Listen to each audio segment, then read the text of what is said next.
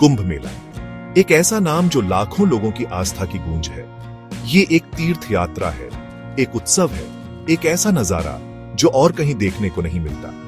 हर कुछ सालों में 4 पवित्र शहरों में घूमते हुए ये मानवता को पवित्र नदियों के तट पर खींच लाता है। कुंभ मेला आस्था की अटूट शक्ति का प्रमाण है। इस विशाल आयोजन के केंद्र में एक साधारण सी क्रिया है, पवित्र स्नान। हिंदुओं का मानना है कि कुंभ के दौरान पवित्र जल में डुबकी लगाने से पाप धुल जाते हैं, जिससे व्यक्ति मोक्ष के करीब पहुंचता है, जन्म और मृत्यु के चक्र से मुक्ति मिलती है।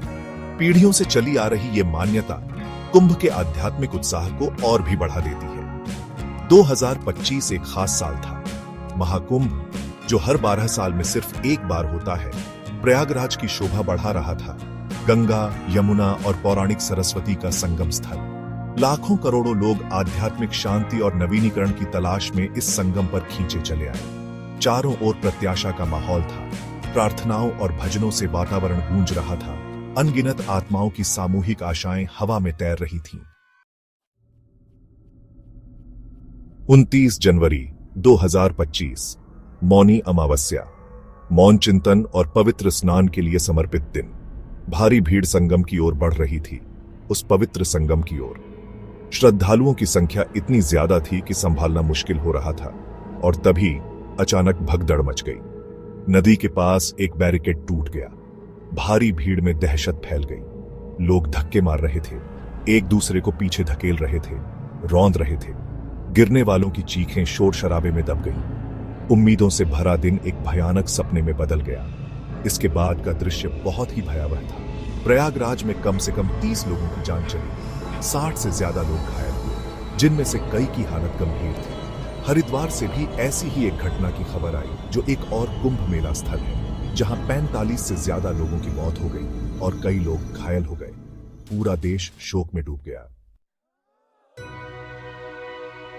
2025 की त्रासदी एक भयानक याद दिलाती है।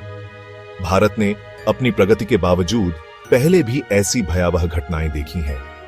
2013 में इलाहाबाद रेलवे स्टेशन पर मची भगदड़, जिसमें 36 लोगों की जान चली गई थी, हमारी सामूहिक स्मृति में एक बार फिर ताजा हो गई।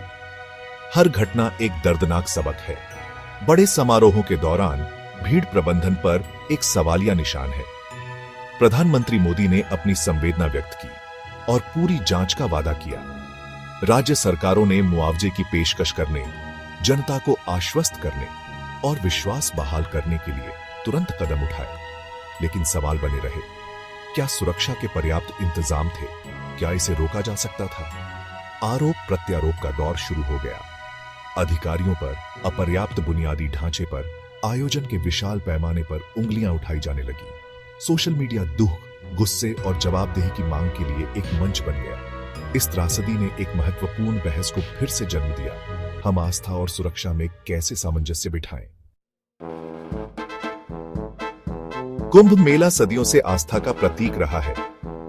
मानव आत्मा की जुड़ाव की चाहत का, खुद से भी बड़े किसी चीज की चाहत का।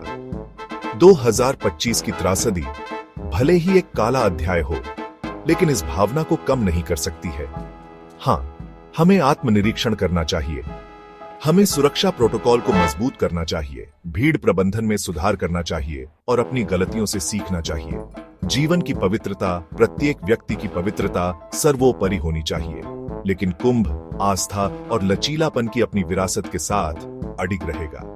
आस्था की नदी बहती रहती है, भले ही हम इसकी धाराओं में खोए हुए लोगों को याद करते हैं। कुंभ मेला हमारी सामूहिक आध्यात्मिक विरासत का प्रतीक हमें त्रासदी के बावजूद विश्वास की अटूट शक्ति की याद दिलाता रहेगा।